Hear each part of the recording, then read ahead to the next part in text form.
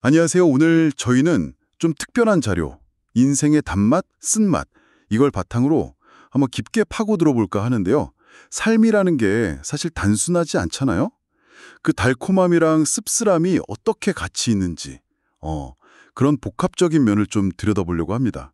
시작은 아나톨 프랑스의 말에서 좀 영감을 얻어볼까 해요. 네, 그래서 오늘 저희 목표는 뭐냐면요. 인생 좋다, 나쁘다, 이렇게 딱 나누는 게 아니라 그 모든 맛과 색깔이 섞인 거잖아요, 사실. 그걸 그냥 그 자체로 좀 풍성하게 받아들이는 법. 이걸 탐구해보는 거죠. 여기 보니까 비유가 참 많아요. 커피부터 시작해서 시소, 정원, 무지개, 음악, 바다, 요리, 계절, 나무, 책까지. 이런 비유들을 쭉 따라가면서 이 인생의 양면성이 우리 삶을 어떻게 더 깊게 만드는지 그걸 발견해보는 시간이 될 것 같습니다. 그리고 마지막에는 성경 구절도 잠깐 살펴볼 거고요. 네, 맞아요. 이게 그냥, 인생엔 좋은 일도 나쁜 일도 있지, 이런 차원을 좀 넘어서는 이야기 같아요. 이 달콤함과 씁쓸함이 같이 있다는 걸 이해하는 게 왜 중요하냐면요. 그게 결국 삶의 모든 순간에 감사하게 하고, 또 힘든 일이 닥쳤을 때, 뭐랄까, 우리를 다시 일어서게 하는 힘, 그 회복력을 치워주기 때문인 것 같아요. 그래서 이 자료에 나온 다채로운 비유들을 통해서 인생의 복잡함을 좀 더 생생하게 느껴보는 그런 시간이 되면 좋겠습니다. 좋습니다. 그럼 바로 그 아나톨 프랑스 인용구부터 시작해 볼까요? 제가 한번 읽어볼게요. 인생이 좋은 애 나쁜 애를 논하는 것은 무의미하다. 인생은 좋기도 하고 동시에 나쁘기도 한 것이라고 말해야 옳다. 이 부분이 중요하죠. 오직 인생으로 인해 우리는 좋음과 나쁨의 개념을 가지게 되기 때문이다. 진실을 말하면 삶은 달콤하고 끔찍하며 매력적이고 달고 쓴 모든 것을 아우른다. 인생은 빨간색이기도 하고 파란색이기도 하며 두 가지 색 사이에 있을 수 있는 모든 색을 띠기 때문이다. 와, 읽을 때마다 뭔가 생각이 많아지는 문장이에요. 인생을 딱 하나의 색으로 말할 수 없다는 거잖아요. 그렇죠. 이게 우리가 늘 하려는 그 평가 있잖아요. 좋다, 나쁘다. 거기서 좀 벗어나라고 하는 것 같아요. 특히 그 부분, 인생으로 인해 우리가 좋음과 나쁨의 개념을 가진다는 거. 이게 참 곱씹어 볼 만해요. 그러니까 우리가 겪는 현실이 먼저 있고 거기에 우리가 나중에 좋다, 나쁘다 이렇게 이름을 붙인다는 거죠. 그 반대가 아니라 삶 자체가 모든 맛, 달콤함, 끔찍함, 매력, 쓴맛, 또 모든 색깔을 다 품고 있는 거대한 팔레트 같다는 비유? 이걸 보면 정말 단순하게 판단하는 게 의미가 없구나. 이걸 깨닫게 되죠. 삶이라는 팔레트. 표현 좋네요. 그럼 그 팔레트 위에 어떤 색깔들이 있는지 비유들을 하나씩 좀 볼까요? 첫 번째가 커피네요. 매일 아침 만날 수 있는.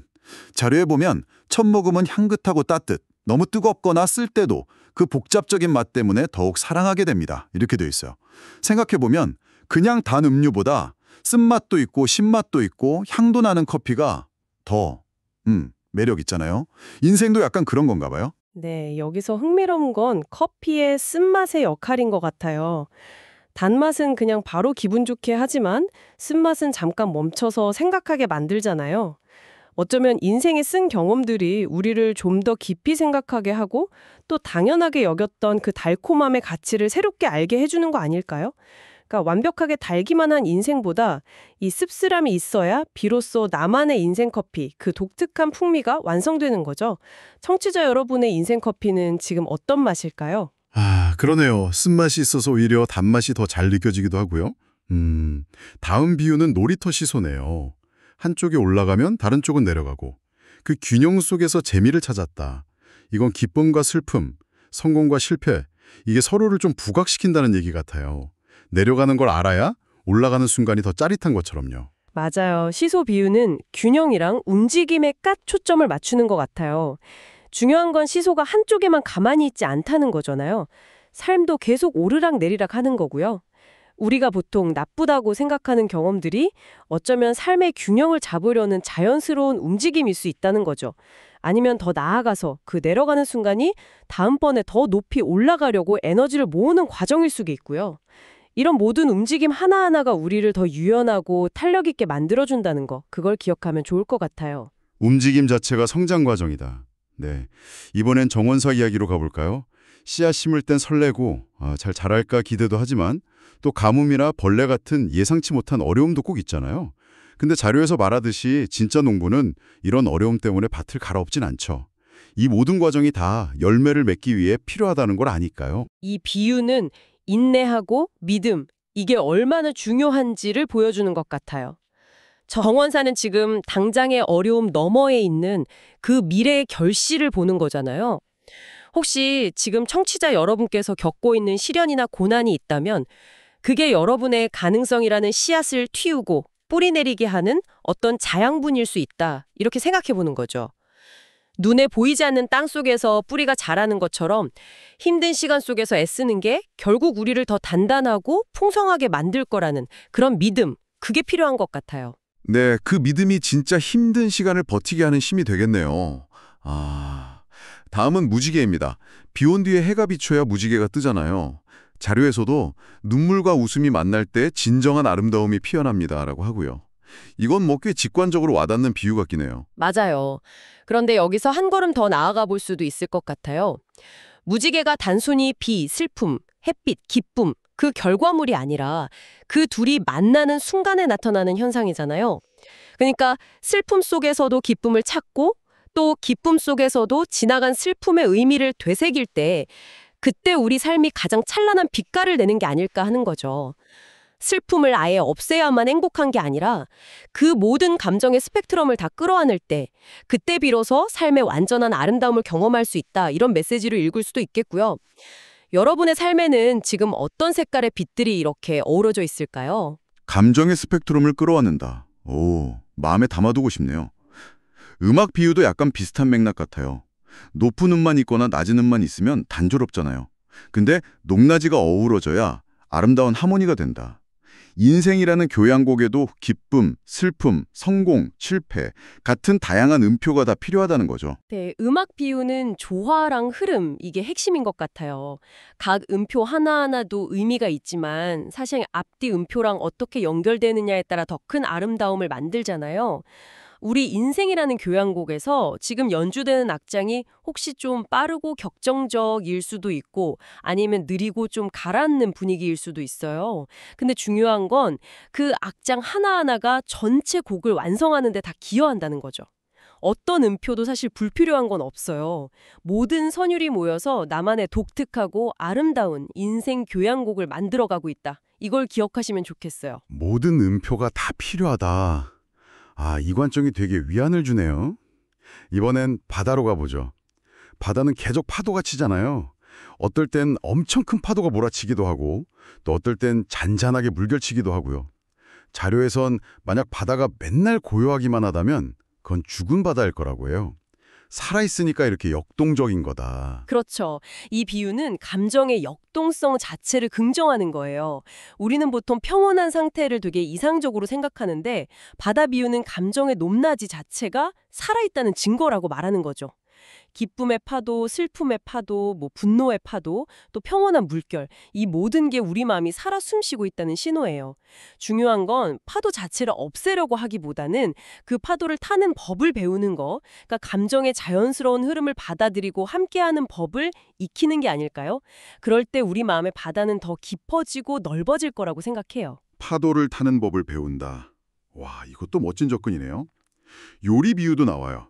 단맛, 짠맛, 신맛, 쓴맛, 매운맛 이게 다 잘 어우러져야 맛있는 요리가 되듯이 성공이라는 단맛만 쫓거나 실패라는 쓴맛에 좌절하는 대신 이런 다양한 맛의 경험들이 조화를 이룰 때 인생이 깊은 풍미가 생긴다. 이렇게 읽히네요. 네, 여기서 더 나아가면 요리는 일종의 창조 과정이잖아요.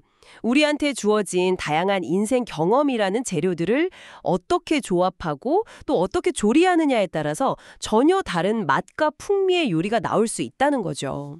예를 들어 똑같이 실패를 경험했어도 그걸 어떻게 해석하고 다른 단계의 밑거름으로 쓰느냐에 따라서 그 쓴맛이 오히려 깊은 감칠맛으로 바뀔 수도 있는 거고요. 그러니까 우리는 우리 인생의 셰프인 거예요. 모든 경험이라는 재료를 소중히 여기고 그걸 활용해서 나만의 특별한 레시피를 만들어가는 거죠. 인생의 셰프, 책임감도 느껴지면서 동시에 뭔가 창의력을 발휘할 여지가 많다는 생각도 드네요. 계절 변화 비유도 있어요. 봄, 여름, 가을, 겨울 다 있어야 한 해가 완성되듯이 인생에도 각기 다른 시기, 뭐 청춘, 중년, 노년 같은 계절이 있고 각 계절마다 고유한 아름다움과 역할이 있다는 거죠. 이 비유는 시간의 흐름 그리고 변화의 수용 이걸 강조하는 것 같아요. 우리는 종종 특정 계절, 예를 들면 젊음의 봄이나 열정 넘치는 여름 이런 걸 그리워하면서 현재를 좀 부정하거나 미래를 불안해하기도 하잖아요. 그런데 사실 모든 계절은 다 그 나름의 의미와 선물이 있거든요. 가을의 풍요로운 결실이나 겨울의 깊은 성찰처럼요. 지금 우리가 인생의 어떤 계절을 지나고 있든 그 계절만이 줄 수 있는 경험과 지혜를 온전히 누리는 게 중요하다고 생각해요. 결국 모든 계절이 모여서 우리 인생이라는 완전한 한 해를 이루게 될 테니까요. 각 계절의 선물을 온전히 누리는 것 중요하겠네요. 이번엔 나무 비유입니다.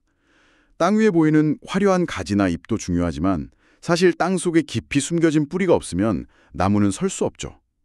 눈에 보이는 성과, 가지잎랑 눈에 안 보이는 기반이나 어려움, 뿌리 이게 다 나무 성장에 꼭 필요하다는 이야기죠. 그렇죠. 여기서 뿌리는 종종 역경이나 내면의 힘 이런 걸 상징하는 것 같아요.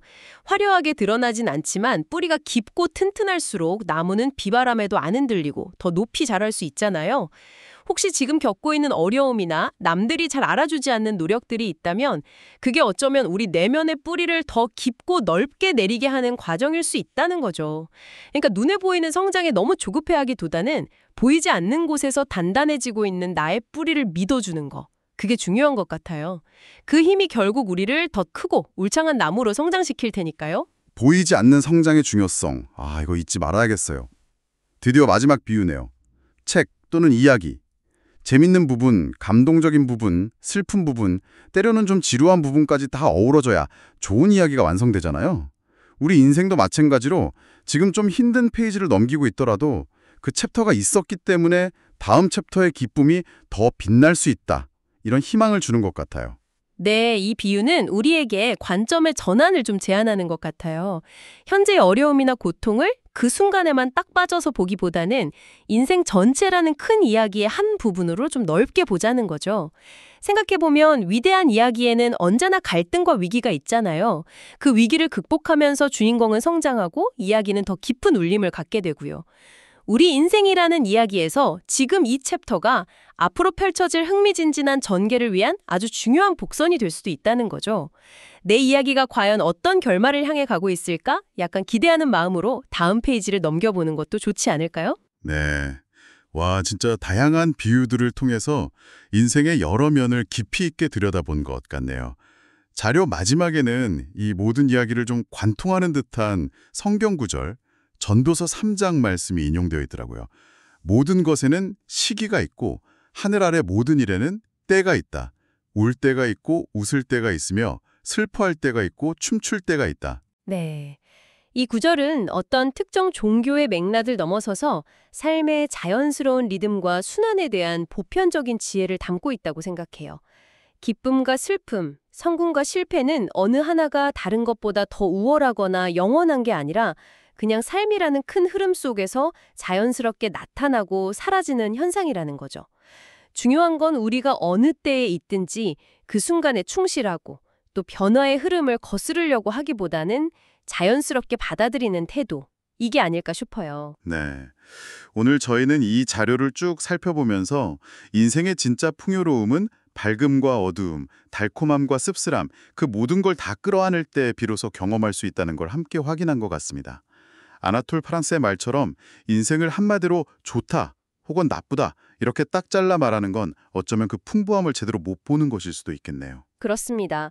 핵심은 이 복잡성을 외면하거나 한쪽 면만 가지려고 애쓰는 대신에 있는 그대로 수용하는 데 있는 것 같아요.